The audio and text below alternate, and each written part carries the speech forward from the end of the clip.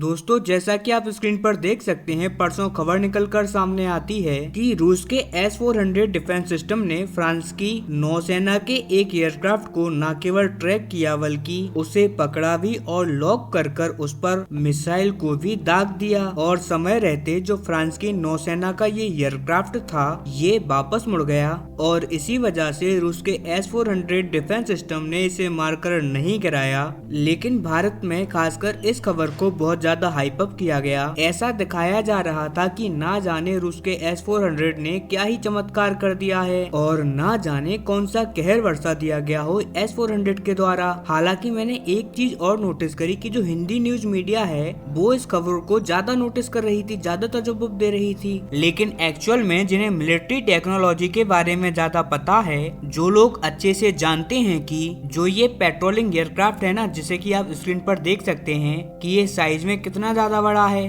Radar के अंदर इसका सिग्नेचर एक बिल्डिंग जितना बड़ा आता है, इतना ह्यूमंगस होता है इसका रडार सिग्नेचर, और इसी वजह से इसे पकड़ पाना कोई बड़ी बात नहीं है। लेकिन चलो ठीक है, हमने मान भी लिया कि ये बहुत ज्यादा बड़ी बात है और S-400 ने वाकई में ही बहुत ज्यादा अच्छा काम किया है। लेकिन कल शाम ही ये अच्छा काम मटिया मेट हो गया। लेकिन दोस्तों उससे पहले अगर अभी तक आपने इस चैनल को सब्सक्राइब नहीं किया है तो आपसे विनम्र निवेदन है कि आप इस चैनल को सब्सक्राइब कर नोटिफिकेशन बेल को ऑन कर लीजिए और वीडियो को लाइक कर दीजिए। एक बात और दोस्तों, यूट्यूब ने हमारी मेंबरशिप सर्विस चालू कर दी है, तो अगर आप लोग हमारे मेंबर बनना चाहते हैं तो बन सकते हैं। उसमें आपको कुछ अलग से बेनिफिट्स मिलेंगे। चलिए हम वीडियो में वापस आते हैं और उसका कारण आप आपकी स्क्रीन पर ये खबर देख लीजिए। रिपोर्ट निकलकर सामने आई है कि यूक्रेन के ड्रोन ने एक बार फिर S-400 पर अटैक किया और इस बार तो शर्मिंदगी वाली बात ये हो गई कि मात्र इसे मारकर नहीं गिराया।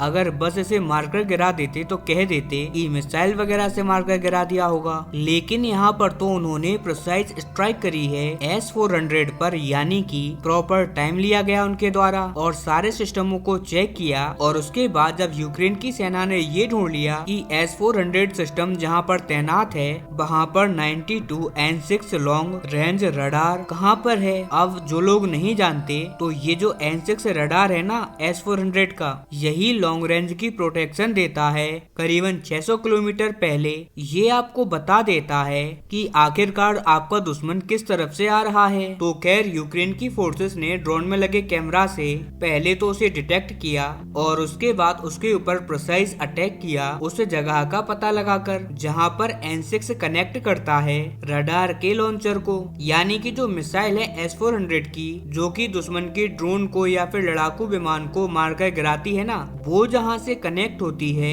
इस रडार से, उसी कनेक्टिविटी को तोड़ दिया गया है इस रडार के ऊपर अटैक करके। यानी कि ये प्रोसेस जो कि मैंने आपको बताई है, इसे बताने में ही काफी सेकंड लग गए। तो फिर आप खुद सोच लीजिए कि इस प्रोसेस को पूरा करने में आखिरकार कुछ मिनट तो लगे ही होंगे ना। और इस पूरे टाइम फ्रेम में S-400 इन ड्रोन का और फिर उस पर अटैक हुई मिसाइल का पता भी नहीं लगा पाया। और ये बहुत बहुत बहुत ज्यादा शर्मनाक खबर है, क्योंकि जरा आप खुद सोचिए कि S-400 पूरी दुनिया का सबसे ज्यादा महंगा हथियार है। इससे महंगा हथियार पूरी धरती पर कुछ भी नहीं है। यहाँ तक कि F-22 राफ्टर जो कि पूरी दुनिया का सबसे महंगा लड़ाकू विमान है, वो भी मात्र 250 मिलियन का आता है। लेकिन S-400 आता है 1 बिलियन का एक। हालांकि अब आप लोग कह सकते हो कि हो सकता है कि उस टाइम पर S-400 वर्किंग ना हो, वो एक्टिव नहीं होगा और उसी टाइम पर ये कार्यवाही करी गई होगी। तो ऐसा भी नहीं है। जिस इलाके में ये पूरी घटना हुई है वो इलाका है कुर्स्क। वैसे तो आप खुद जानते हो कि ये रूस की जमीन है, लेकिन यूक्रेन ने इसे अब से कुछ ही महीने पहले इसके ऊपर अटैक करके आधे से ज्यादा कुर्स्क पर कब्जा कर लिया है। और तभी से रूस और यूक्रेन की सेना यहाँ पर ही लड़ाई कर रही है। यही उनका बैटल ग्राउंड बन चुका है और आज के टाइम में सबसे ज्यादा लड़ाइयाँ इन दोनों के बीच में यही हो रही है। और इसी वजह से रूस ने भी S-400 यही तैनात किया था ताकि इस जगह पर जो हवाई हमले हैं यूक्रेन के उन्हें रोका जा सके और रूस भी अपनी जमीन को छुड़ा पाए। लेकिन यहाँ पर S-400 बहुत ही ज्यादा बुरी तरीके से डिसपॉइंट कर रहा है व्लादिमीर पुतिन को, और उनकी आधी से ज्यादा जो रणनीति है उन्हें खराब करने का काम यही कर रहा है। और इसी वजह से मैं कहूँगा कि भारत के अंदर ऐसे भी बहुत कुछ लोग हैं जिन्हें ये लगने लगा है और लगता है कि हमें S-400 और भी ज्यादा खरीदने चाहिए, या फिर इसका जो एक और वेरिएंट आता है S-500 हमें उसे खरीद लेना चाहिए। तो दोस्तों मैं तो यही कहूँगा कि जरा भी नहीं, आज की तारीख में हमारे पास अपने खुद के बहुत अच्छे एयर डिफेंस सिस्टम मौजूद हैं। और सबसे ज्यादा बड़ी बात की BMD जो कि हमें 5000 किलोमीटर तक प्रोटेक्शन देगा, अब वो भी कंप्लीट होने की कगार पर है। और वो 101% भारत का देसी सिस्टम है, उससे बेटर तो कुछ भी नहीं है। और ऐसे में अपने देसी सिस्टम के ऊपर भरोसा करना चाहिए। और रही बात S-400 की, तो आप जरा मुझे कमेंट करके बताइए कि आखिरकार इसने आपको कितना निराश किया है।